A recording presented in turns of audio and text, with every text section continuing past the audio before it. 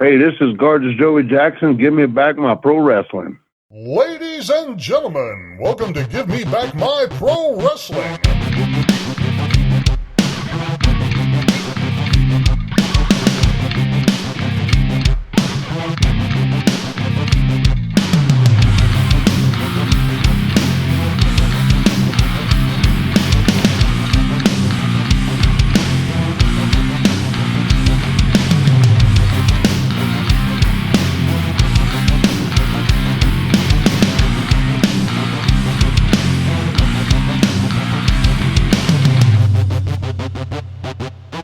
For those who don't know, now you know, baby. This is Hot Rod Biggs, Jared, Jimmy Street. We're going to take them to the limit one more time, baby, right here on Give Me Back My Pro Wrestling.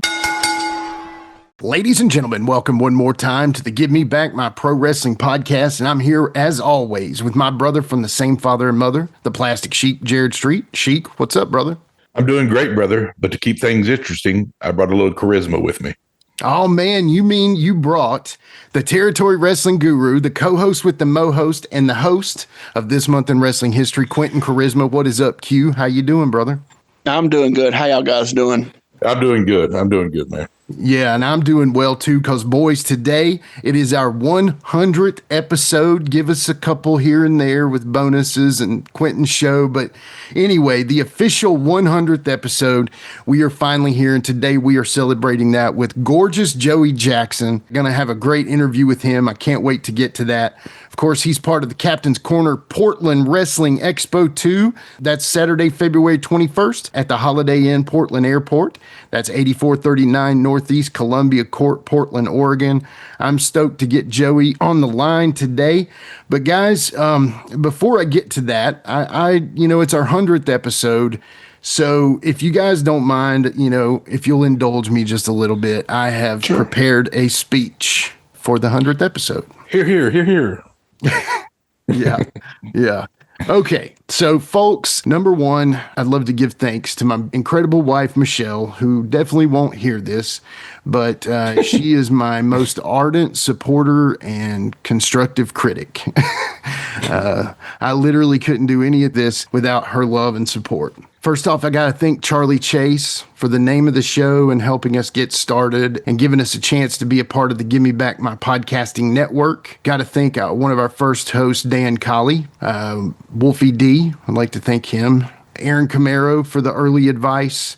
You really helped me out early on, and I actually still employ some of the things you taught me in those early days. So thank you, Aaron. I want to thank Chase Reagan for the perfect Give Me Back My Pro Wrestling entrance music for this podcast. It's been incredible. Thank you so much for doing that. I really don't even know of a day that will ever change that unless somebody can come up with some old Territory sounding music for us. I think we're good. Yeah. I want to thank my buddy Tracy Bird from the band Blitz Kid and A Gathering of None for the rest of the music. He does all of our segment music from Name Game to Current Affairs. I mean, to anything that he's done for any of my podcasts, Tracy has been the guy for those little 10, 15 second musical interludes. Let's just say that. I think he did even one for Sheik Fell Down a Rabbit Hole, which we which that rabbit hole is going and going. Yeah, it's continuing.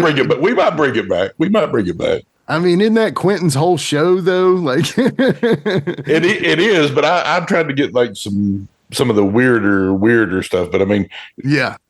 Quentin's just covering everything. Yeah, broad strokes. I like it. So definitely thank you, Tracy, for the music, man. It's been appreciated. I got to thank Shane Morton for helping us get things really going with his episode. We had a podcast before Shane, but I really feel like after Shane's episode, put us in a different stratosphere and different level, and I'll always be grateful for that. And Shane, your continued support and booking and advice and all that, I can't thank you enough for that. Ben Jordan, Kroll, Rick Reynolds, I got to thank you guys for all the very different but all much needed and much appreciated advice that you guys give me. Ben is pragmatic, Kroll is hot-headed, and Rick gives me the godly advice that I need. And all three of them are great friends, and I greatly appreciate each one of you. I want to thank Gene Jackson, Mayor McCall, Mike Needham, Brian Turner, and all of our other podcasting and content creator friends for one, keeping me sharp. Iron sharpens iron, and you guys do great stuff, so it makes me want to do great stuff too, and I appreciate that. I do, want to say also that I really appreciate all of you guys trying along with us to maintain a positive kinship in this crazy world of wrestling podcasting. Just like the actual sport that we cover, it can get a little backstabby, but I greatly appreciate the friendship and conversations that I've had with all those gentlemen. They all have great shows. You should go check them out. Gene Jackson, Mayor McCall, Mike Needham, and Brian Turner. Go check their stuff out. I also got to thank my new friends, the Wrestle Magic podcast team, for believing in me and my abilities. And folks, I promise you this, the best is yet to come with those guys. Do not sleep on them. Go follow them at Wrestle Magic Pod today. Also, I got to thank all the incredible guests that have been on that we'd never be able to name all of, but you guys are the hugest part of the journey for us. We literally would not have a show without all your stories and all the incredible adventures that you guys have had, and we greatly appreciate that. One guy I got to thank so much is Captain's Corner, Nick Massey, the Booker of the Stars, and honestly, from the second that I spoke with you several years ago about helping work with my shows and, helping promote your show, you've always saw the dream, brother. I thank you. I appreciate you. And thank you for helping us get to where we want to be.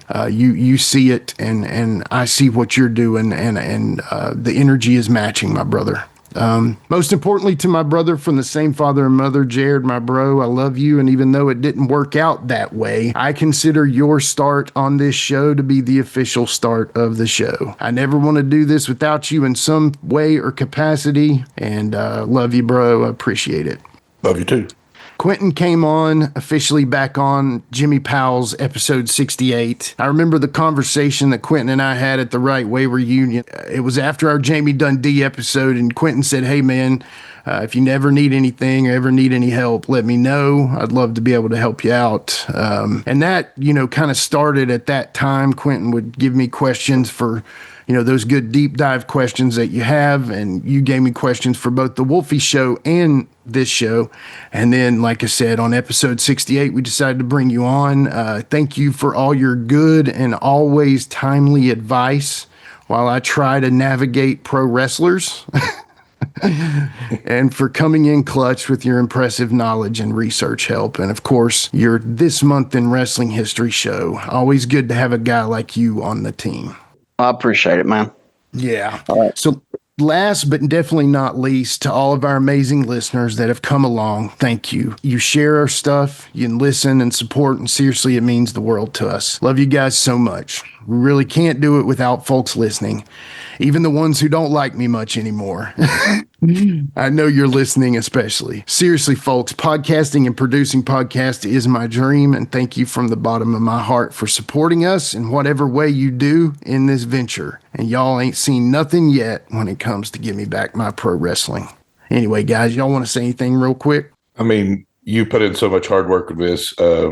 It's been great fun to do it with you. It's like reliving our childhood in a way, talking to professional wrestlers. We never probably dreamed something like this could happen to two little boys from the sticks. So, it's been fun and great, and the people we've got to talk to have just been amazing. And I'm excited for the next 100.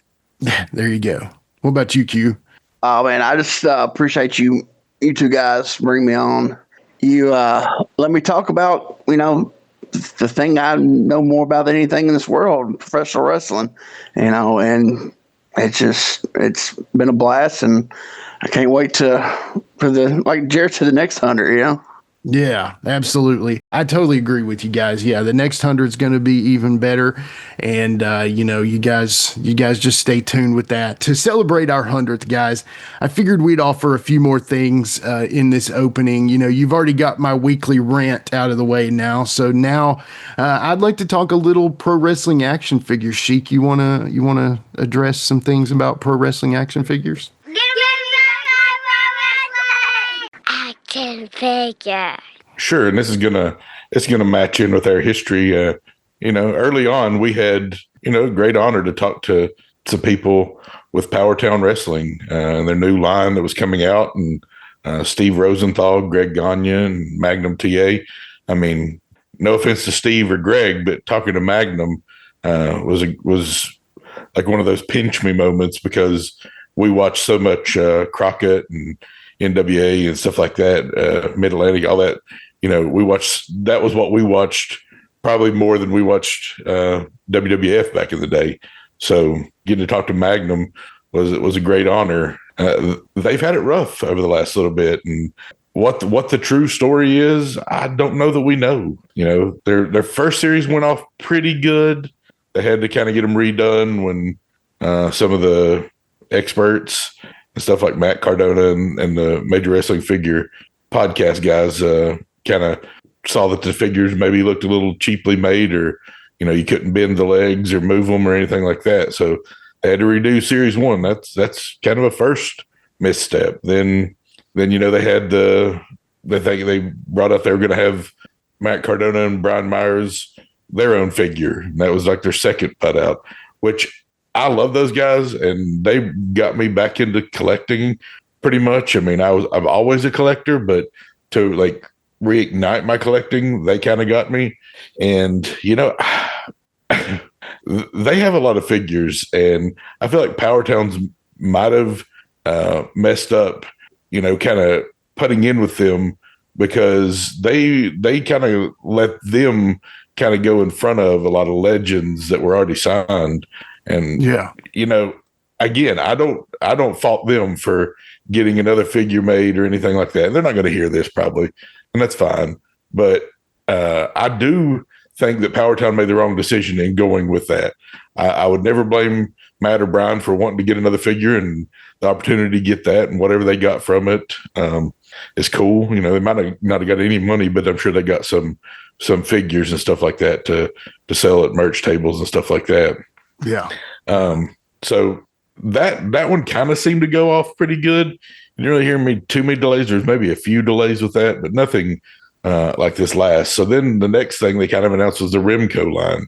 That was going to be more what Steve Rosenthal worked on in the 80s with AWA and Vern Gagne and them. Yeah. So then, you got that series out, and then Series 2 Ultras came out, and it's, it was like, wow, this looks great. I would love to have these. And, they have Chief Wahoo McDaniel, JYD, Kamala, Medusa, Dory Funk, and Jack Briscoe. And, it's like, those are, a lot of those people in there, some of them had figures, but, at least half of them haven't, and are really good ones to represent their time during the biggest time of the business. So then it's like, hey, that's another pretty cool set. Let's get that out too. And so then it's just all this time's going by. Pre-orders are already done. They opened back up pre-orders a few times on some of them. And, some people say, oh, that means they're not selling enough or whatever.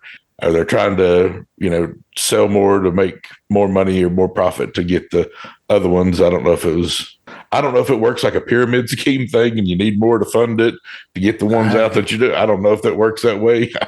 I really hope not. I know, I hope not too. But so then there's just been this big lull of like no information. I mean, like I was looking at their Facebook page as we were, talking here, and November 7th, they opened back up Remco pre-orders for Remco TNA. Oh, I forgot to mention the TNA figures. They got a TNA series, which is a very funny series if you look at it now. You got people that aren't even with the company anymore. Yeah, yeah. I mean, so you do have Moose, which I don't know. He seems to be maybe going to be a TNA lifer. I could be wrong, but yeah, I think he is. Yeah. So you got to get some updates in November. Then January, you kind of get the thing that, hey, the Cardona and Myers is shipping right now, big thing. And then April, you get a State of the Union. And then in June, you get another kind of State of the Union from them. And Magnum, I saw him with a post where he was showing Kerry Morton the figures of Rock and Roll Express. He was he kind of had told people at that gathering that you went to, Jimmy, that they would be shipping by August. Well, I don't know if you want to look at your calendars, but it's it's the 20 something of September. I'll keep podcast magic alive. It's the 20 something of September at the moment. So and there's been no update. And so Greg kind of takes some heat because he went on a podcast, and Greg, I don't know that Greg should have been talking about this stuff. I don't know. Greg seems to be the talent guy, like get the talent booked kind of for these figures. So maybe he shouldn't have been the guy talking about this. He's still got big picture mode. He's not even in the weeds anymore. He's in big picture mode. He's still talking about we've signed 250 guests or people. I'm like, bro, that's old now. I mean, you're never going to get to you've barely how long is it going to take to get 250 people out if you've got them all signed? When you don't even have 12 out yet. You don't even have 12, right? You've literally got I get it. Well, I was trying to count all of them, but you don't even have those out. So you've got like 8 out so far, basically, that actually have figures. Yeah. 7 or 8. I'm trying to count in my head, but so people are rightly disheartened with this. Kyle Peterson, big YouTube following in the figure industry. He's got an amazing collection. He talks about having $1,000 invested, and that's nowhere to be seen. I don't have that much. I mean, I have a few hundred at least invested that I'm hoping gets fulfilled. I think I will get these figures. I don't know though. Every minute that goes by, you wonder a little more. So Magnum, and I've heard a lot of people give Magnum a pass. I really have, and I was in that corner until I saw the last podcast they did with their guy. What's it called? What's their podcast called that they have with Straight Talk with the Boss? Straight Talk with the Boss. Yeah, there you go. Yeah, and the host with no balls. But the host with no balls. There you go. That's the perfect. I mean, like this really. I don't know. Magnum kind of had a attitude about him, and I know he's probably sick of it. Yeah, but he kind of had an attitude. Like, I mean, he brought up the George South figure that Insane Shane's got. I'll tell you this, and I've told Jimmy and Quinton both this. I've seen Shane respond several times saying, if anybody wants a refund, let me know. Sorry for the delay. This is what's going on. He's given more updates than Power Town has. Right. And he's a much smaller scale than they are. So, he's had some unfortunate delays, and that's happened. And I'm sure Shane would tell you himself he wishes it didn't go that way, but it has. Right. But he's given at least 2 or 3 updates since I've seen an update from Power Town besides this. But he talked about he had $50 figure George South or whatever that he'd ordered from a company, and really no word. But that's the only George South figure I know of, so I'm guessing that's it. So I kind of felt like he was comparing one $50 figure to, if you have it all invested, you might have $1,000 waiting on them. So $50 or $1,000, the math ain't mathing. Right. Seriously. So like, I really was disappointed in Magnum and his attitude in that. Yeah. And that host, there were people paying him to ask questions. Yeah. And he would say, "Oh, we already addressed that." Yeah. If I paid him to ask a question, I would never give him another dime for anything for the way he asked those questions. I know. And I mean, Cornette has some great responses. I would listen to Cornette's takes on him. I thought he did a good take. I haven't heard anything from the major figures after the response. Right. Matt was asking some questions live in that chat, and he wasn't paying for the questions. He was getting those questions asked because of who he is. And I understand he's got a high opinion, and he deserves it. But he was he was a little hard on them, and then he kind of said, "Well, our figures are great. I'm sure these are going to be great too." So he kind of backed off of them. I was a little, again, this is, Greg stayed eerily quiet for the most part in the thing, and I'm sure they told him not to say anything. Oddly quiet. Let's say that. Oddly too. But all people want is just a reasonable update. Like just saying, hey, we are hoping these ship by October 30th. We are hoping these ship by December 31st. Because they said something about the end of the physical year they would ship. They would ship by then. Well, okay. I know companies that have physical years that end in June. So you tell me it could be till next June before they ship? Yeah, I mean, some are starting in October. So I think somebody said Walmart starts in February. Yeah. So I mean, the corporation founding would be when the physical year is. Nobody knows that. People were asking that question too, and they never got it answered. That host is a joke. Yeah, he was a joke. He was a yes man. He was. He needed to get the knee pads on. He was down on his knees so much. Oh shit! Wow. I mean, it's just ridiculous that you can't get it. That he couldn't ask the questions. People were paying him $5, $15 for a quick. Yeah, I would be so mad. First of all, I'd never do that. You just ain't gonna get that. If they don't want to ask my question, it's fine, but I ain't gonna pay him to do it. I'm not gonna pay you nothing to ask you George Goulas, but whatever. But yeah. But here's my bottom line. So and Magnum said they would never do another pre-order. I don't know how they could ever do another pre-order and get even half the response, even a third of the response that they've had from the other ones. They talked about, Magnum's like, we should have ordered 4 times more of the first series. I see this shop post up all the time. We've got Powertown Series 1 for sale for $29.99. That's cheaper than what I paid for mine. Yeah. So there's still some being sold out there that for a deep discount. So I don't know if that's them selling them through this company or what, but apparently you didn't need 4 times more if you couldn't sell them all. If you still got Series 1 being sold, and not on eBay. I mean, they were talking about, that's another thing. Greg talked about some of their first ones were selling for $2,500 on eBay. I was like, where? I mean, but people just want to know. People don't want to be treated like an idiot. That's the thing. If you've ever been in business, people don't want to be treated like an idiot. And if they've got money in the game, then they deserve a thing. If you're making any kind of salary from this company, you're getting it from their dollars that you put in. Right. I wish them luck. I hope they do great. I hope they can continue. They seem to have a good product, but they have dropped the ball. And one thing I hate, they have blamed it on tariffs. These figures were delayed before tariffs were even a thing. Tariffs were just a talk in the election promises, whatever.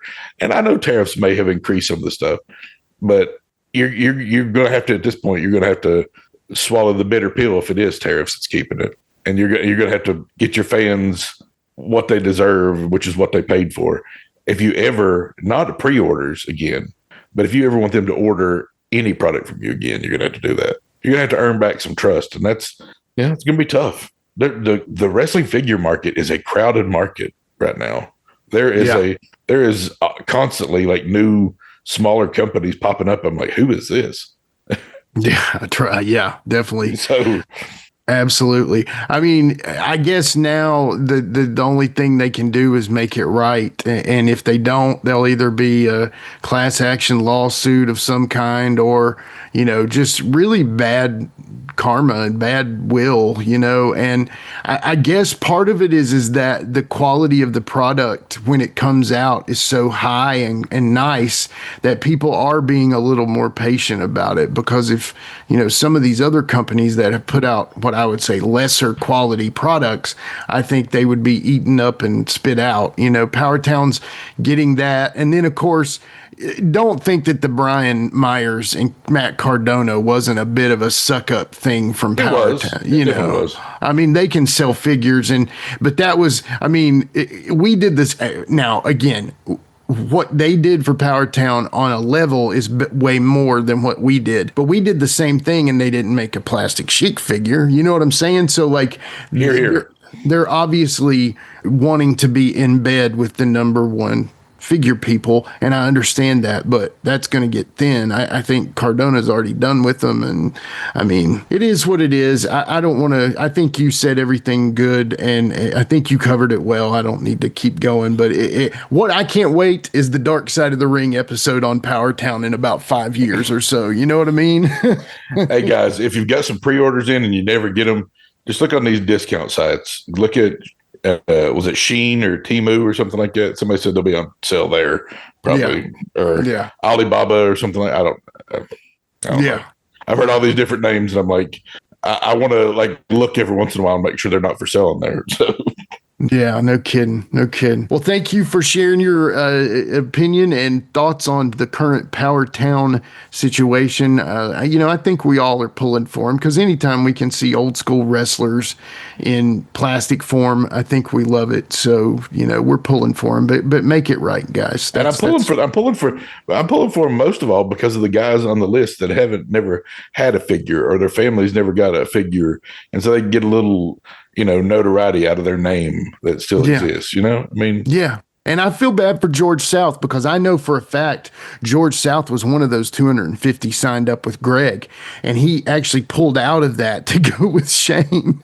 And just best. I guess it looks like he wouldn't have had a figure, but I do think George's will be out before at least one of the series of Powertown gets shipped. Yeah, I'm hoping so too. So to kind of come out of that and talk a little bit more about what's going on, guys, it's the last few days to buy a t-shirt for the Right Way reunion. It ends on the 30th of September. 100% of the proceeds from our Give Me Back My Pro Wrestling Tees site. If you buy any shirt on there, whatever the proceeds are from that shirt goes right to the Right Way reunion. But time is running out, guys. It ends on the 30th. It's coming soon. So if you haven't bought one yet, literally, time is running out if you want the money to go to the Right Way reunion. So just keep that up. Guys, I'm ready for Joey Jackson. What about you? Let's get it going. All right. We'll be right back with the gorgeous one himself, Joey Jackson, on Give Me Back My Pro Wrestling.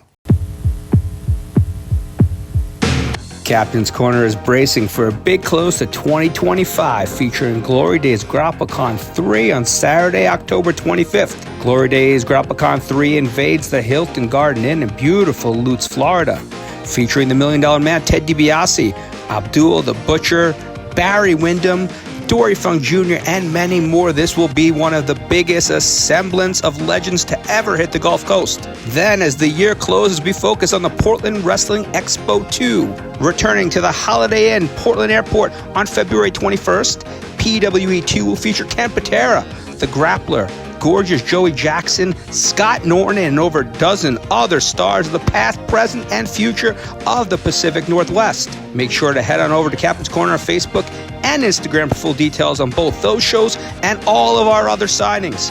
Cheers to the working man. Hey, my name is Tammy Reynolds. I am the wife of Forsaken Rick Reynolds, that super cool guy that everybody knows and loves. And I represent West Side Sauces. I make sauces, I bottle them, I seal them, I sell them. I have a hot honey sauce, I have a sweet sauce, I have a hot sauce, I have a white sauce that's so yummy you can use it on everything. They are absolutely amazing, and I'm so proud of them. We make them from scratch. So go on our website, westsidesauces.com, check out our products, read about our story, and go online and order you some of these yummy sauces. And Rick actually uses all of the sauces because he is a die-hard smoker and griller, and so he likes really good sauces and rubs, and I make them, so how convenient is that for him? Go on our website, westsidesauces.com, order you some samples, and I think you'll thoroughly enjoy them. Thank you, guys. Be blessed.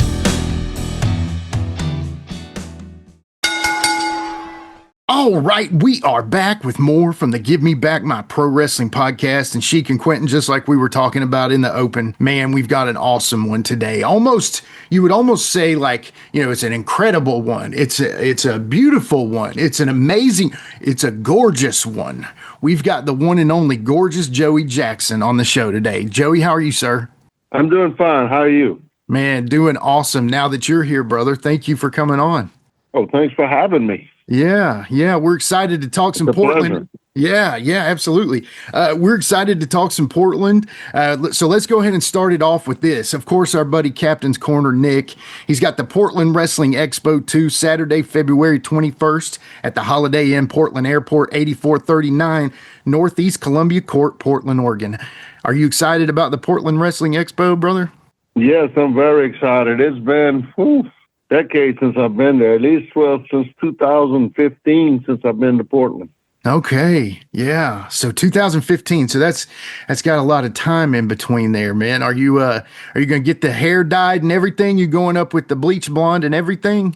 Oh, I don't know if I can bleach the gray out of it, but it is still long. I saw a picture. I thought that was awesome. That's very cool. Well, we'll talk more about the Portland Wrestling Expo in just a little bit, but we always start every episode off with my brother, the Plastic Sheik's favorite question. Take it, Sheik.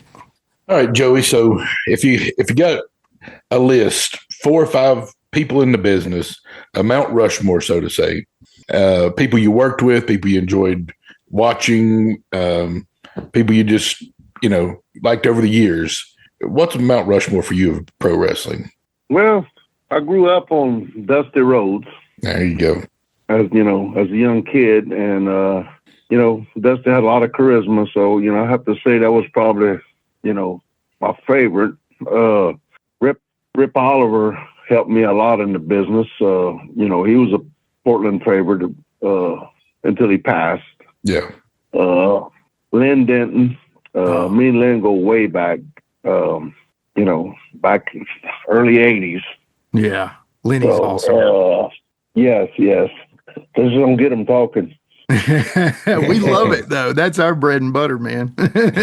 Oh yeah. A lot of guys I worked there around Portland, like Ricky Santana, Mike Miller, Cuban Assassin, Steve Dow, Scott Peterson. A lot of these guys, a lot of them are gone now. That's the sad part.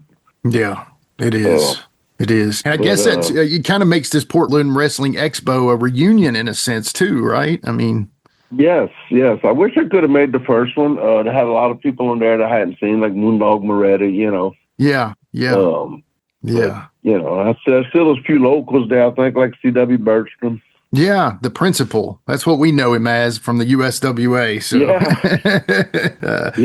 he's a good guy, though. I got to talk to him one time. He's a good dude. Oh, yeah, C.W. is real good. I worked with him a lot in Portland, and then I'd work when I first starting out, I worked with him in Dallas for World Class. Yeah. When Matt Bourne was training him. Yeah. Well, we're going to get all to that, I promise. All right, this is kind of like this question actually going to probably have like a 3-part answer. So who was your trainer and how did you find or meet this person or persons? What year was it and where was this at? Well, it was 1985, Houston, Texas. And Len Denton, I named him a while ago, was my trainer. But at the time, I didn't know Len because Len always wore the mask. Right. And coincidental, we both lived in, it's called Houston, Humble, Texas. I don't know if y'all familiar with it. Okay. And they had a gym called President First Lady at the time. And me and Lenny was working out together, but you work out with people in the gym. I don't get names. You just know faces. Yeah. Well, we never knew Len was the grappler. And they had a school pop up. I had been looking around, and then I met an old timer by the name of Sputnik Monroe. Oh yeah. And Sputnik told me, he said, "Man, kid, go see old Len Denton over there. He just opened up a school in Humble." I said, "Okay." So before I left where Sputnik was, he said, "Hey, kid," he said, "you need to work on that stack of dimes." I looked at him and said, "A stack of dimes?" He said, "Yeah, that thing you call a neck." I said, yes, sir, I will do that. So I called up the school, and I think at the time Tony Torres was helping Len, and he answered the phone, and I scheduled an appointment, and of course I went to the gym first, and then Len was there, and he said, man, I got to go. I got an appointment. I said, well, I got to leave too. We both pull up at the same place. I'm like, you coming to train? He said, no, I am the trainer. So it's a pretty unique story. It was different, and we hit it off, from there. And of course, I was dedicated. I showed up every day. Yeah. That's in pro wrestling. You got to be dedicated. It's just not gonna reach out and jump in you. You're gonna have to put in the work. Right. When was who was your first match against, and when was it? And what name did you use? My first match was in Portland. Okay. And it was against a guy by the name of Stony Burke, which is Jesse Ventura's brother-in-law. Oh, okay. When I got to Portland, I was there with Scott Doran, Brady Boone, just a bunch of Minnesota guys. Mm-hmm. Mm-hmm. And Sony was one of them too. Benny Valentino. Don always had a good crew. Yeah, definitely. So, bless his soul. He was a great guy. Yeah. What name did you use in your first match? Do you remember? Well, I thought I was going by my real name. So Don announced me, and he announced me as Gorgeous Joey Jackson. Okay. And I looked at Sandy Barr, and I'm like, who's that? He said, that's you, kid. That's not my name. He said, it is now. It is now. Never figure when Don tags you with something, it stays with you. Apparently so, yeah. So Don's the one that put the gimmick on me, and I'm like, where did all this gorgeous come from? He said, well, that hair you got, kid. It was some good hair. Yeah. Yeah. I was blessed with hair. That's for sure. Yeah, you definitely were. Then he told me to get the comb and do this and do that, and that's what I did. And yeah, it was hard to swallow at first because you get into the wrestling business, you think you're gonna go do what you want to do, and it doesn't work that way. Right. I told Rip Oliver, I said, Rip was the book. I said, man, I don't really want to do that. Rip said, well, you don't have to. He said, but he'll find somebody else to do it and you won't have a job. I said, I think I'll do it.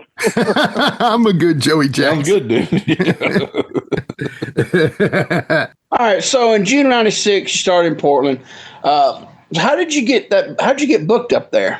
Well, of course, you say that. Rip Oliver called down to Len and said he needed a heel.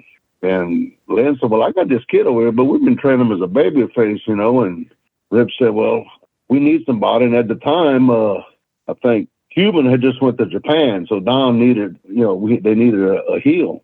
Mm. So Rip says, well, send him over here, and so I went on a 2-week trial. I didn't, I drove 3,000 miles. Didn't know if I had the job or not. So wow. Every week I look at the booking sheet. Oh, I'm still on there. And I ended up staying there 4 years. Yeah. When Dave came back from Japan, they turned him babyface because Don loved me as a heel. He said, oh, Jesus Christ, this kid's pretty good. Yeah. But I can't take all the credit because Rip had brought Ricky Santana in, and Ricky helped me out a lot. Yeah. And the last thing Len told me when I left the school, he said, kid, keep your mouth shut and your ears open and you'll go a long ways in this business. And that's still true today. You can learn a lot if you just listen. Yeah. And I rode with, all the shots with Rip. And, Portland was, it wasn't a bad territory for a traveler, not as bad as Mid-South was. But we did some long trips, and drive back the same night because we always had to be back in Portland for Saturday for TV. Mm-hmm.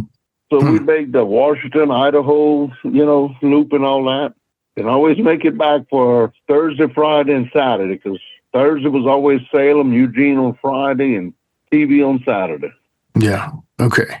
Okay. And, always at the right place at the wrong time. At the end of the territory, no place to go. But I tell the story all the time. The territory came to me. Yeah.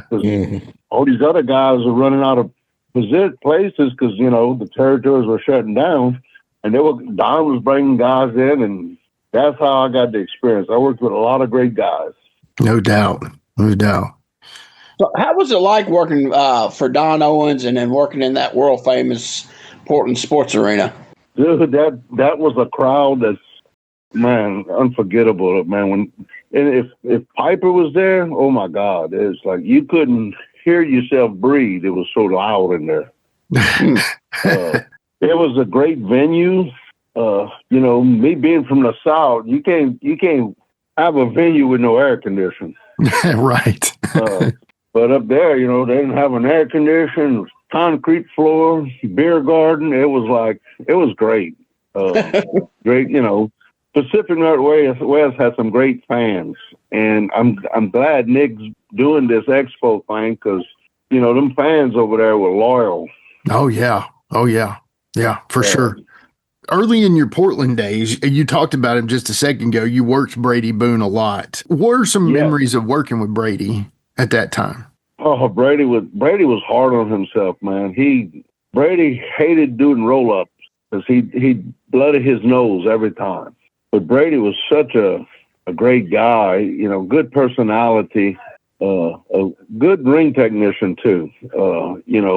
Talking about guys that could fly. Brady was flying around in the ring before a lot of these guys that's doing it now were. Oh yeah, definitely. Yeah, he was very gymnastics, Yeah. And then obviously in July of '86, you've talked about him. And I mean, really, you can't even bring up Portland without bringing up Rip Oliver. I mean, how was it being so early in your career working with the Portland legend? And like, what were your memories of maybe like your first match with him? Oh, Rip was a great guy, man. He took me under his wing, and he treated me good. It was like, I got to say I was lucky because I could have been thrown to the dogs. You know what I'm saying? Yeah. I hear some stories in different territories where guys just get, but Rip took care of me and I kept my mouth shut and my ears open, and we rode to every town together. So I rode with the office. Wow. Yeah. So it was a double-edged sword for me because I learned a lot, but I got smartened up a lot on a lot of stuff. And I'm like, so I kept my nose above the water. Yeah. Probably didn't trust anybody. You're right. Maybe you're right. Rip and Don, maybe, but. Oh, look. And, we used to carpool, all the heels would get in the car. But when I first got there, I was like, I was the oddball, because he had 5 heels and 5 babies. So Coco would ride by himself, sometimes him and his nephew. So sometimes I'd have to hop in and get in there with Coco. And man, the first week in Portland, look, we went to the Dalles, Oregon, and nobody knew what I was yet. Anyway, I just did that first TV match, and then we went to the Dalles, and some kid, Rip and Coco, had did an angle where they blinded Coco. So Coco had a patch on his eye, and we're coming down the highway, and that some kid just like he pulled up on the side of Coco and turned his like interior light on and flipped him off. Man, that's one guy you don't make mad. Right. Right. So he pulled ahead of Coco, and Coco went around him and ran this kid off the road. Made him stop. And he got out and he opened that door and he started wailing on him. Oh man! I stayed in the back seat. Coco's nephew got out and he threw one of these New York Seltzer bottles right through this kid's windshield. Whoa! So we took off and we getting into Portland around Gresham, and this lights fly like shining real bright. And I look behind, I can see there was police, and then on the side of the police car, and they boxed us in, pull us off, and I'm on the side of I-5 from Louisiana with a tank top on, and it gets cool at night over there. So So they got him spread eagle on the side of the road, and the kid's dad was a fire marshal, the Hood River Fire Department. So he got on the horn, and so they pull us over. They take us to the police station, and Coco said, he tell the cop, how y'all know it's us? The cop said, well, that kid said it was a carload of drunken Indians and one blonde-headed guy in the back. Coco said, brother, you stooges, you no ride with me no more. Oh, man. Needless to say, I said, no problem, Coco. No worries, I won't. What happened? I don't know anything. It was funny, and it wasn't funny then. Right. It was like, oh, my first week here, and I'm going to be in jail. Oh man. So another guy that you worked in Portland this time was Scott Doring, and you don't really hear much about him except that he was huge. Tell us a little bit about Scott. Scott's not as huge no more. No, I got him on my Facebook page. He doesn't get on there much, but I saw different pictures. Yeah, he was Mr. Minnesota, I think, 1985. Yeah. He was huge, dude. But he had no facial expression. They call him boring Doring. Oh, brutal. But he was massive, dude. He clotheslined me one time and almost did a 360, but landed on my neck, and he picked me up and power slammed and almost crushed my sternum. His chest was so massive. Man. But he was a great guy. He didn't, he was quiet, Right. Just, them fans can make you or break you. No doubt. No doubt. And, but Scott was a great guy, he was easy to work with. Between him and Brady, two different workers in the ring. Totally. Yeah. Brady was more ripped, and Scott was just bulk. Big. Yeah. Bodybuilder. Massive. Yeah. Very big. Yeah. But, I worked Brady a lot on a lot of those, Don used to do those extravaganzas. We'd do Portland Coliseum, then we'd go to the King Dome, and then we'd go to the Tacoma Dome, and, we'd do the loop. And, I worked Brady a couple of times on those, and then Coco. It was quite an experience. No doubt. So in January '87, you worked Art Barr. You got any stories about Art? Yes. Oh man, Art was a great guy. I had Art's first TV match. Oh, okay. Nice. Wow.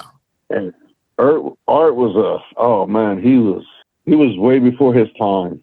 Definitely. You could do so much with Art, and he knew how to sell to the people and get that sympathy. He was great. Yeah. He was good. He come from a background of wrestling, his dad and his brother. Oh, yeah. But Art was great. Yeah. All right. Do you have any good Moondog Moretti stories? Oh, my God. If Moondog Moretti ever takes a piece of paper and says, and you see him sniffing it, don't let him put it by your nose, because he's going to give you a paper cut on the end of your nose. Oh, gee. Golly. He'll grab a piece of paper and he'll sniff, and man, this thing smells funny. When he gets it to your nose and he pops it up and gives you a little, a little paper cut. Jeez. Yeah. That's the wrong kind of color, brother. Yeah, you don't get paid for that one. Oh man! And then at the time, he ate some Alpo on a promo, dog food. Yeah. Him and Chris Colt. Oh man! What a crazy guy that guy was, Chris Colt. Tell us about some Chris Colt stories, because I forgot about him being in Portland around that time. Oh my God, Chris was something else. Look, Moondog would spit in the air and Chris would catch it. Oh my gosh. Yeah. That's disgusting. Yeah. It was very disgusting. I turned my head because, we tagged a lot, and then, Chris managed me a little while, me and Super Ninja. Yeah. And it was got an orthodox tag team. Super Ninja was like 6'7". Yeah. And then me, and then we had Chris Cole as our manager. What a crew, man. And then Art Cruz. Yeah. And then he'd bring Moondog in. I'm like, oh my God. This looks like the Jimmy Hart family, Yeah. Yeah. But when Chris did that, Ed spit and he caught it. I'm like, this ain't for me. Count me out of that one. Yeah, I don't have to do that, right? No, I wasn't doing that. Whew. It kind of turned fans away sometimes, Yeah, I bet. I mean, I remember when Mr. Perfect would slap his gum in the crowd, and I always thought, who was catching that? Who caught that in the hair? Yeah. But the spit in the mouth is 100% worse. I don't. Yeah. So. Oh yeah. But yeah, Chris was something else. He was a good worker though. Mm-hmm. Yeah, most definitely. And he was very good mic skills. Yeah. Yeah. Did you see that Dark Side of the Ring about him, Joey? I saw bits and pieces of it. Yeah. The after wrestling life wasn't too cool. Right. Yeah. Yeah. Definitely. All right. So in early 1987, you worked some matches against Sky High Lee. How was it working somebody that tall? I learned you don't call too many backdrops. No. You need a parachute coming down from him. But he was just breaking out, I think. He came down from Canada. And he was a great guy. And then I think I ran across him. I did a little TV for WCW, and he was there. Yeah, he was down there for a while. Okay. In Shreveport, Louisiana. Yeah. Him and Scott Norton. Okay. But yeah, I think his name was Darryl Guy Lee. He was a tall guy. Yeah. Yeah, no doubt. All right, so I'm going to go with my next one here. So around this time, we see you're working a guy that we've never heard about before. His name was the Mighty Sputnik. Who was he? And tell us. Oh, Mike Allen. Okay, Mike Allen. Okay. His name was Mike Allen. His dad was Sold Out Garkey. Okay. Yeah, Mike and Rip were real good friends. And Sputnik had worked Portland years before he came back down. Okay. Yeah, he was pretty good. I mean, he was a small guy. Yeah. It was a different gimmick. What would you describe the gimmick as, by chance? Well, he was pretty colorful. Okay. He colored his hair, and he had a little mohawk. Okay. But he was a great guy. He was good. He was funny. Yeah. He had worked the Florida territory too. Oh, okay. Yeah, I've seen Mike Allen's name before and stuff. As I didn't know that was the same guy. Yes, same guy. That's cool. I think he's passed too since. Okay. I think he passed like a year after Rip Oliver did. Oh man. Well, rest in peace there.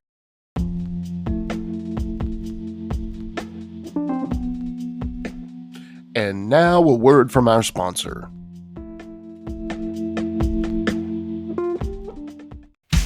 Saw Wrestling and USWO return to the Murfreesboro National Guard Armory on Saturday night, October the 4th, 7 p.m. bell time. Doors open at 5:45. Get there early to get a good seat, something to eat, and meet your favorite stars of this great event. Your main event for the tag team titles, Royal Prestige, Majestic, and Tavon Jordan take on Derek Neal and Jeremiah Plunkett. For the USWO heavyweight title, it's LT Falk defending against Zach Harnell.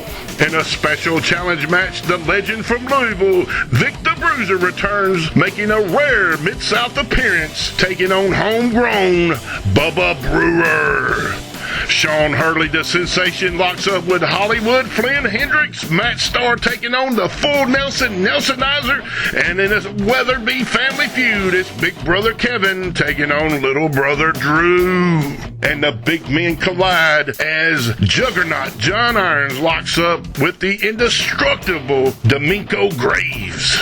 Also, LBK will be flying around the ring. Gordon will be there, Connor Casey, Kevin Martin, and Shane Morton. And you never know who's going to show up at a Saul USWO event. Get your tickets now at uswotix.com. You can get them off of Facebook directly from Kroll himself, or you can get them at the door. We hope to see each and every one of you Saturday night, October the 4th, 7 p.m. bell time, National Guard Army, Murfreesboro, Tennessee. So in August of 87, did you work a couple of world-class TV tapings against Matt Bourne and Al Madrill? If it was you, how did you get those bookings? Yep, for World Class. Okay. I sure did, yes. I was flying back home, and Rip Oliver called Gary Hart and got me booked on the card, flying in and out. Okay. Well, you said the magic words. You said the magic words. That's what I was getting ready to say. So Gary Hart. Jimmy's going to ask him. How was Gary? Oh, super nice guy. Yeah. It ran different things there. It was like, before the matches, Book will call you in his office and, hey, this is what we need, kid. That's no problem. Yeah. I worked Matt, and then I worked Al Madrill. Al Madrill, man, look, that's like working two different people total. Yeah. You work with Al, you're working with a feather. You work with Matt, and he's snug. Keeps it tight, huh? and then he's left-handed, so you have to watch for that left hand. Oh, yeah, it's coming in hot. I worked Matt a lot in Portland too. Matt was great. If Matt liked you, you had it made. Yeah. You're talking about Al Madrill. To me, I think he's one of the guys that doesn't get a lot of recognition because I think Al Madrill was so good, and I just don't think he gets the credit. What do you think? He doesn't. He was a heat magnet. Yep. He could get heat easy, and he could roll off a comment right off the top of his head. Yeah. Like if somebody called him something, he had to come back on it quick. I know. Yeah. Yeah. He kind of fell off. I don't know. He said he don't want to have nothing to do with wrestling. Okay. No more.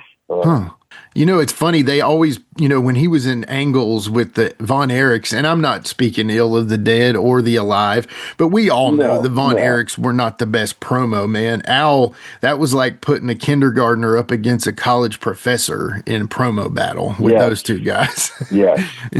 Not to disrespect the Von Erichs. I love those guys. Big fan. But no disrespect. Al smoked them though. So Al was good on the mic, and just like Len. Len's great on the mic. Oh my gosh, yeah, absolutely, yeah.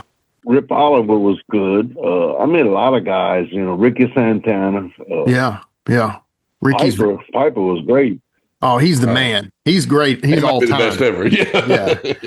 Yeah. Piper might be all time. The thing with Portland, everything was live. Mm-hmm. So if you said something you wasn't supposed to, they beeped it. There was no rerun. We're live, pal. You had, and then you had a little cue card with all the towns on there, and half the towns I couldn't pronounce. I'm like, I'm trying to read them. I'm like, Yakima.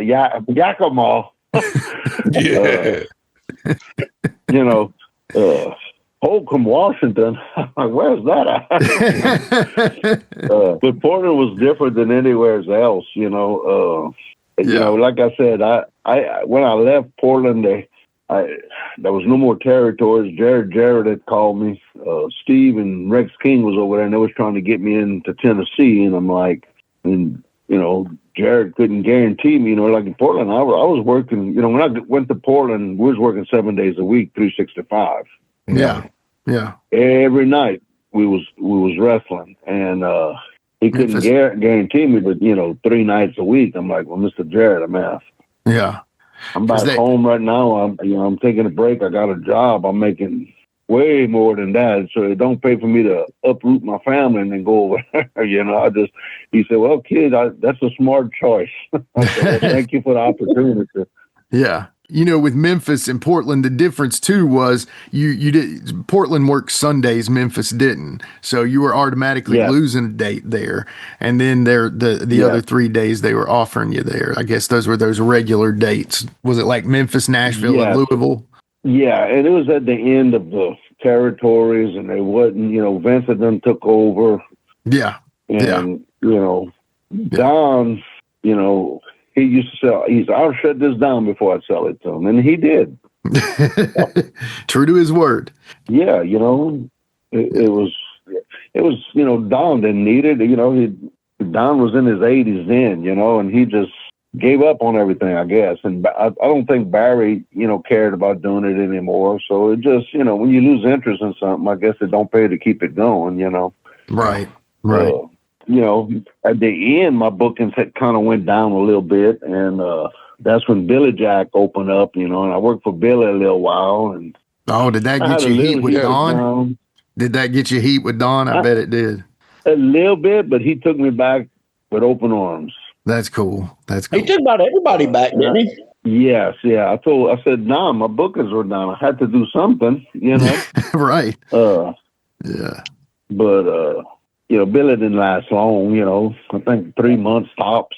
Right. And then another guy, Mel Saracena, took it over, I think, and he ran a little bit, and then you couldn't compete against Don. No. And that's the first, they went in there thinking it was to put Don out of business, Don closed it down. If Don wanted to compete, he could have. If Don would have been 20 years younger, I don't think they would have never touched him. Yeah. But he was tired of messing with it, and and then the commission didn't help none at that time.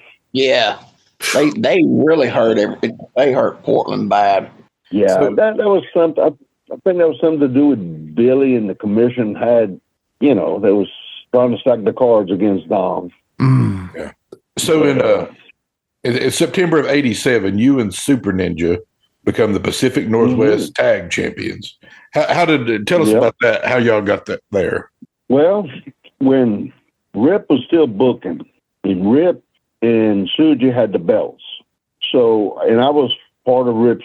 I wasn't officially a clan member, but I was with the clan. Okay. Mm-hmm. Yeah. And Rip, I got booked with WWF at the time, and then that's when we did the swap with Lenny coming in. So Rip put the belt on me I stepped in for Rip.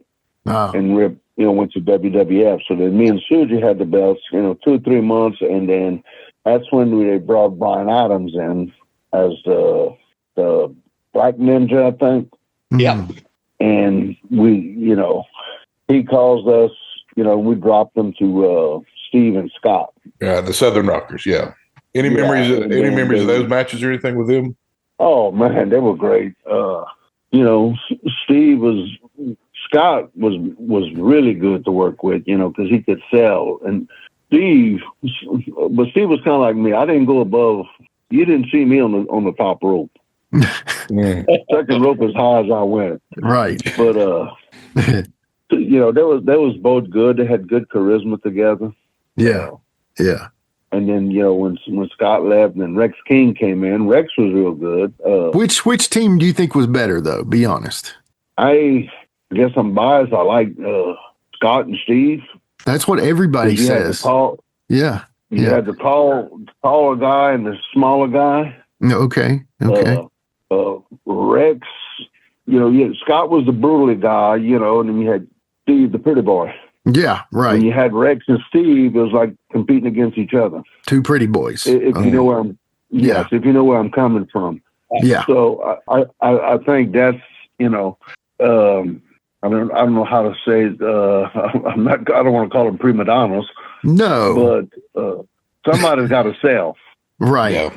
Right. And Scott was good at that. Okay. And Scott just, like on his promos, he was just so natural. You can tell it wasn't rehearsed. I thought the same thing. I would stutter too. And I find sometimes those are your better promos than a rehearsed promo. passionate. You get the passion. Yeah. You know? Yeah. Yeah. I'd have to say Scott and Steve for me. Okay. I like it. Yeah. All right, so 1988 rolls around. You're working a lot of matches with the Southern Rockers, but you got several different partners. And I know one of the partners was the Grappler. What was your memories of teaming with the Grappler against the Southern Rockers? Oh man, I did a lot of 6-mans and with Buddy Rose and Colonel De Beers. With Lenny, Len was hilarious in the ring. I remember one Longview, Washington. Scott Peterson hit the ropes and went to drop an elbow on me, but he dropped his right elbow on my right side, and the back of his head hit my nose. Oh, yeah, and I was like out for a couple of seconds, and he panicked, so he tagged Steve. So Steve comes in, picks me up. When he picks me up, I come to and I start wailing on him. Lands on the apron and says, "You got the wrong one." Scott had, he had panicked. Look, I stayed with a black eye for about 4 months. Oh, jeez Louise. Yeah. Oh. But, Len is like, "Good for the business, kid, but you're wailing on the wrong one." Oh, man. So I was looking at some stuff, and it says after March of 88, we couldn't find anything about you anywhere for about a year. Where did you go? Well, like I said, I worked at that other show for Mel Saracena. That would have been on like Channel 49, I think. Yeah. There's a few stuff on there. I don't know how much is on there. Then I left, I think, in late '89. I came back to Louisiana, and then I started working like some well, they didn't have no more territory. Bill Watts had done, sold out to Crockett. So I worked some Florida shows for Robert Gibson. I had a little promotion around Louisiana I worked for, but no TV. There was no more. Did you work for 5-Star Louisiana? No, I didn't go to 5-Star. That was Grizz and somebody, I forget who was doing that. I had stepped away. I worked Arkansas a little bit for Bill Ash. Oh yeah. And I was doing the independent stuff, and then then I went back to Portland and worked for the Kaforis. I think that was in 90. No, that was not. I went to 2000. 93, I went to Japan. I did a 15-day tour for Wings. Yeah. Yeah. And that was one of my questions later on. I was going to ask you about that. Yeah, that was a culture change. I bet. I thought I'd starve to death because me and the food didn't get along. Oh, really? Yeah, Japanese food here is Americanized. It was different over there, and me and the chopsticks didn't get along. But it was interesting. It was fun. It was totally different. Yeah. You sure come back protecting yourself for sure. Yeah, no doubt. But then I had little heart issues, and I stayed out of it for a while. I had got AFib, and that took me out for a while, and had it fixed, and then it was good for about 8 years, and then went back in AFib and had it fixed again. So far, so good. Good. But, That's good. That's good. Yeah. I run a little promotion in Louisiana now called LWA. Cool. Well, tell us about that. It's called Louisiana Wrestling Alliance, and I run once a month at this building in Scott, Louisiana. It's a sub-area of Lafayette, and I have a training center that I got a couple of guys that help me train guys, and it's March will be a year. We've been running once a month, and it's doing pretty good. I'm trying to run it old school. The only way. Yeah, it's not these kids' fault these days. It's just, back in the day, it was hard to get in the business. And now it's easy. They couldn't get in it, and a lot of them, I call them yard tards, backyarders. I've heard of them. Yeah, some of them turn out to be great workers, and then some of them, and it's what you see a lot, they watch Thursday night SmackDown, and then the following Saturday, they're trying to mimic what they saw. Yeah. We've had a You know. guest on before that said that video games changed wrestling because, there's Oh, no my God, storyline in the game. There's no storyline in the match. There's no psychology. There's no Shakespeare. None of that in the match. It's just beat on the next guy. And that they feel like a lot of current wrestlers have taken their style from wrestling video games. Do you think that maybe? Yeah, that's a big part of it. And if they shoot an angle, they'll shoot like a one weekend angle and they kill it the next weekend. Yeah. No payoff. Yeah. Yeah, that's true. People can't follow, you got to give them something to follow to keep them coming back. You gotta, Right. got to put that bait out there. Yeah. Yeah, totally. The people want to follow a story. They just, they know wrestling is entertainment, but they want to be entertained. They don't want to be insulted. Right. There you go. Right. So, Joey, I've got a question for you, and I'm going off script. The guys don't know what I'm going to ask, but this is a question that I've been thinking about bringing into our podcast. I've asked it on other podcasts before, but this is the George Weingroff patented question of the show. I'm a genius. And his question, if you know George, you might know George. His question is, what town had the best rats? In Portland, they had them all over. Okay. I mean, they had them all over. You got a guy named Gorgeous Joey Jackson on your podcast. You have to ask him that question. So that's all I'm saying. Yeah. I tell you what, I think it was Boise, Idaho. Mm-hmm. We worked the card, and I got in the ring, and they'd always call me, And this one kid, him and his girlfriend sitting ringside, and he kept calling me, and I'm just strutting, and I politely stepped through the ropes, and I said, "That's not what your girlfriend calls me." And I turned around, and I was keeping an eye. He had jumped up on the apron. Yeah. Luke Brown was referee. Luke Brown says, "Kid, you fixing to make a mistake of your life. If he don't put the knee to you, I will."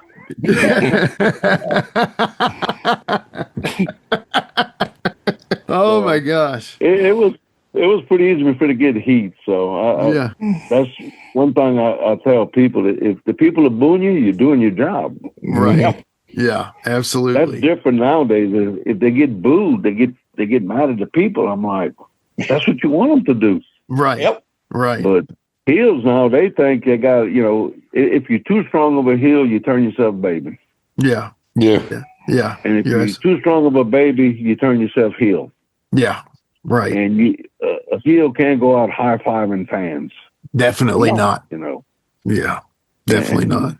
That I see that a lot over here, and it's like I cringe. But I talk till I'm blue in the face. But you can lead the horse to the water, but if you don't want to drink, that's right.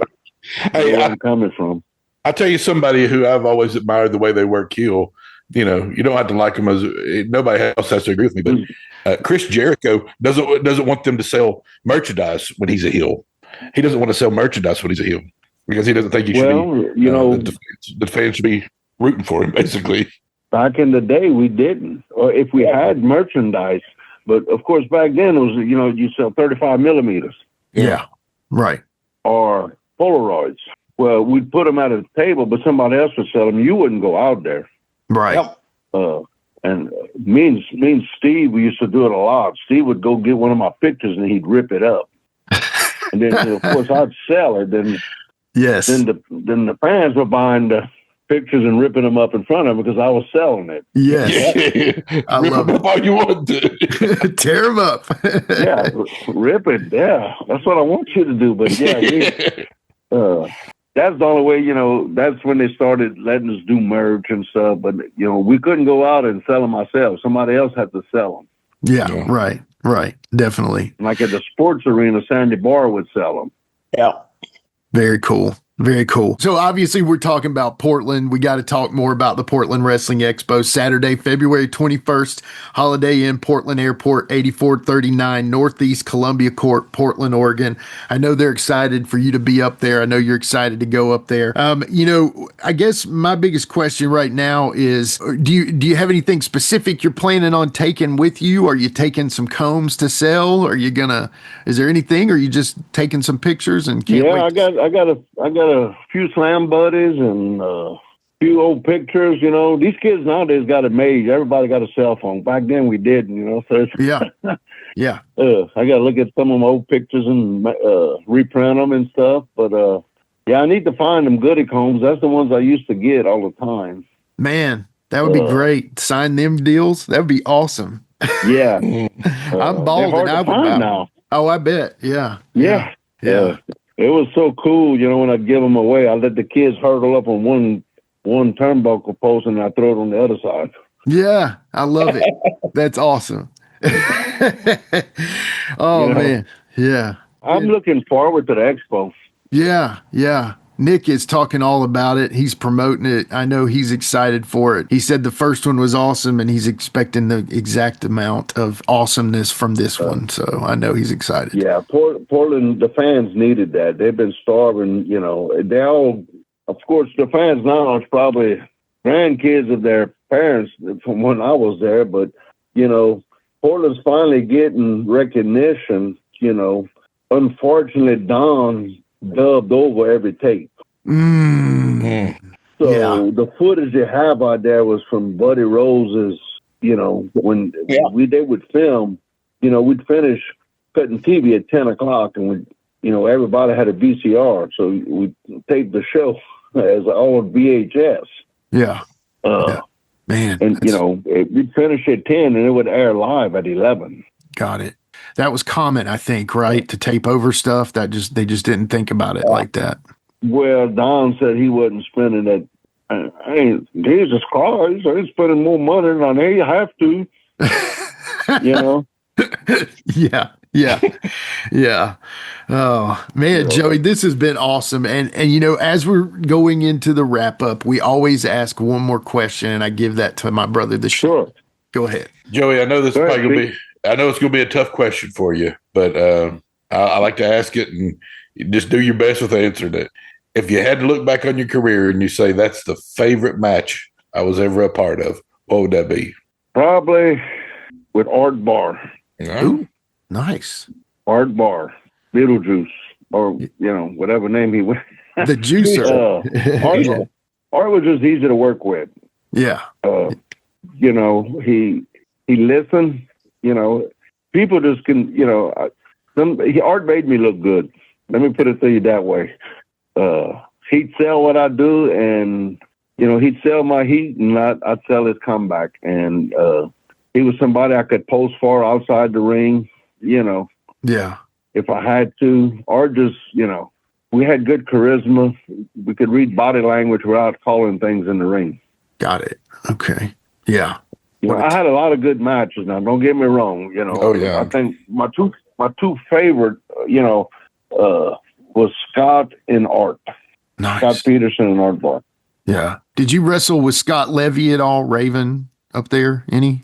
Me and Raven tagged a couple of times. Yeah. Yeah. He was a Scotty the Body then. Scotty the Body. Yeah. Could you have ever imagined? That was good on the mic. Oh, yeah, totally. And I mean, I loved his Raven character. Could you imagine him changing to Raven, though, when you saw him as Scotty the Body? Yeah, that was like, Scotty, he was different. He had a good head on his shoulders, though. Yeah. I've heard he was one of those. Business. Yeah, one of those guys that just knew the business in and out and understood it, Yeah, I think he started off in Tennessee. USWA? Or maybe Florida, but we did a little bit of Florida. I went to Memphis, Scotty the Body down there for a little while. And then he went back to Memphis again, and then he went to Portland. Yeah. Yeah, actually he went to Vancouver. BC. Okay. For Al Tomko, I think. Yeah, Tom Coase. Vancouver. Yeah. And then he stopped off in Portland on his way out, and and the rest was history. Roddy loved him, and he was good on the mic, and him and Don Koss as commentating did real great. Yeah. You just brought up another one, and I know we're running low on time here, but we didn't talk about him enough, and I'd love to. Do you have any stories about Piper that might? Man, that's a great question. Well, Piper was, I did a couple of things with Piper in the ring. Me and Rex King did. He did that tryout, not tryout, but the last with Roddy Piper in the ring. Yeah. And And then we did that thing where we forgot who it was in the crow's nest. We were singing Three Blind Mice. I think me and Al Madrill and Len. Then we went off, and that's when Billy Jack and Lenny crawled out the crow's nest all the way around the Portland Sports Arena. And then we came back in, and then Piper came for the save and, clean house on us. Piper was a great guy. He had a real good head for the business. Yeah. His angles were just so and he was very business. It was great. We had good houses. No doubt. I bet. After that, the pay was great too then. Yeah, no doubt. Well, Joey, this has been incredible. We can't thank you enough for coming on and sharing your story with us and talking about all this time in Portland. We all love Portland wrestling here on Give Me Back My Pro Wrestling, and you have filled our prescription for that. So thank you so much. Well, cool deal. I had fun over there. It was a great, Don was great. Don and Barry was great to work for. Sandy was good to work for. Yeah. I just wish it was still the same, but unfortunately things change. Yeah. Well, I hope you sell a ton of gimmicks up in Portland on the 21st, brother. I hope you wear it out. I'm gonna give it my best shot. And tell us all about it when it's over.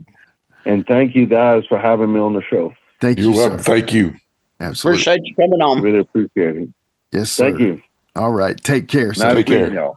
You Thank too. you. All right, that was gorgeous Joey Jackson. We'll be right back to wrap things up with Sheik and Quinton after these messages on Give Me Back My Pro Wrestling. Are you a pro wrestling fan? Well, stop by Captain's Corner, where you can get autographed photos, cards, magazines, and figures from all of your favorite wrestling superstars of the past, present, and future. You'll also be able to participate in live signings in the weeks and months to come. Make sure to stop by Captain's Corner on Facebook and give us a holler. Remember, cheers to the working man. Relive the glory days of Memphis wrestling with the Retro Wrestling Review USWA podcast. Each week, we go back in time to review USWA Championship Wrestling from the 1990s, episode by episode. Join us for watch-alongs, behind-the-scenes stories, and exclusive interviews with people who were there and lived it. Whether you grew up watching it or you're discovering it for the first time, this podcast is your ringside seat to Memphis wrestling history. It's all a part of the WrestleCopia Podcast Network. Listen now at USWApodcast.com. Hi, this is Mike Needham, host of the Reckless Abandon Podcast with Mike Needham. We invite you to jump on your favorite podcast platform and search for the Reckless Abandon Podcast and give us a listen. I'm sometimes joined by a part-time podcaster, part-time co-host, and full-time wife, Tiffany Nicole. We talk wrestling, we talk pop culture, we talk local events, local happenings in West Tennessee, and a ton of other stuff. But be sure to check out the Reckless Abandon Podcast. Find us on Facebook. Also, look up the Microgroup Podcasting family on Facebook and see some of our other podcasts we have out there. Until next time, make good choices and always remember, no dollar, no dice.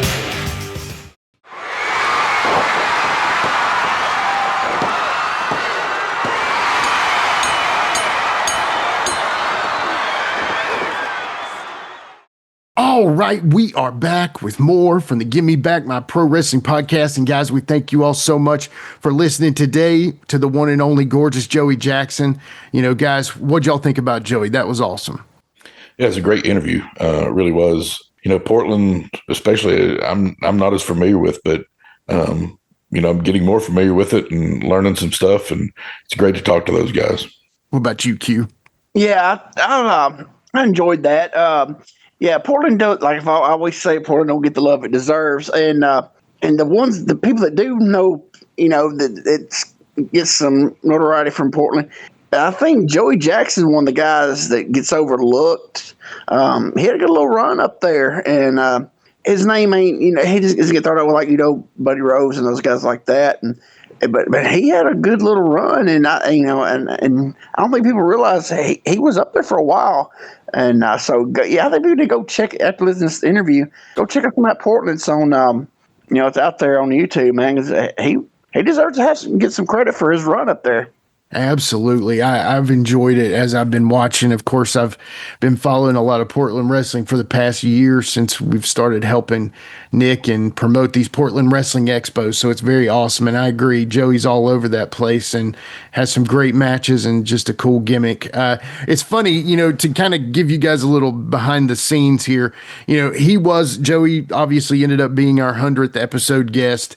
It was to be someone different, but if y'all are just patient, that'll be next week. So the one that was 100 is going to be 101, and the one that was 101 got to be 100, and that's all because of our buddy Captain's Corner Nick for the Portland Wrestling Expo, Saturday, February 21st, Holiday Inn, Portland Airport, 8439 Northeast Columbia Court, Portland, Oregon. If you're going to be there anywhere near, you got to go to the Portland Wrestling Expo. Thank you all so much for supporting us, liking us. If you want to find out who the next guest is, the best way to do that is at GMBMPW on Facebook, Instagram, X, and YouTube. Honestly, we just can't thank you all enough for liking, sharing, support. And I know I went over all this in the open, but guys, we thank you so much for being along on this journey of 100 episodes with us. It means a lot. And like the fellas said, can't wait for 100 more. Just stay tuned for that. Fellas, that's all I got today. Y'all got anything before we go? I'm good, brother. Happy 100 to us. Yeah, buddy. What about you, Q? Go buy a shirt. That is right. Literally, time is running out, guys. It's the last few days. Go buy a t-shirt for the Right Way Reunion. That is through September 30th. That's the cutoff date. 100% of the proceeds from the Give Me Back My Pro Wrestling Tees site goes to them. So make sure you buy a shirt, just like Quinton said. So today, for the gorgeous one himself, Joey Jackson, for the Plastic Sheik, Jared Street, for the Territory Wrestling Guru, and myself, it's been 100 episodes, guys. We thank you, we love you, and we'll see y'all next time on Give Me Back My Pro Wrestling. Don't forget, you never know what you'll find at Sandy Bar's Flea Mart, open from 8 a.m. to 3 p.m. every Saturday and Sunday at the Sports Arena, 8725 North Chautauqua. 2 big buildings filled with jewelry, toys, tools, children's clothes, glassware, new items, old items, and good food.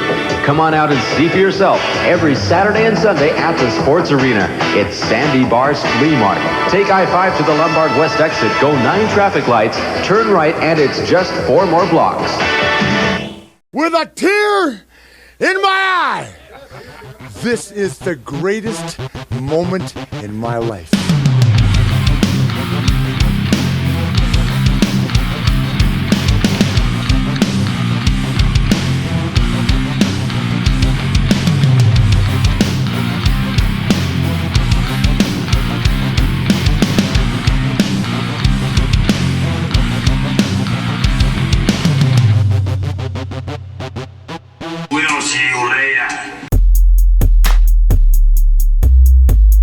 This has been a James Rock Street production.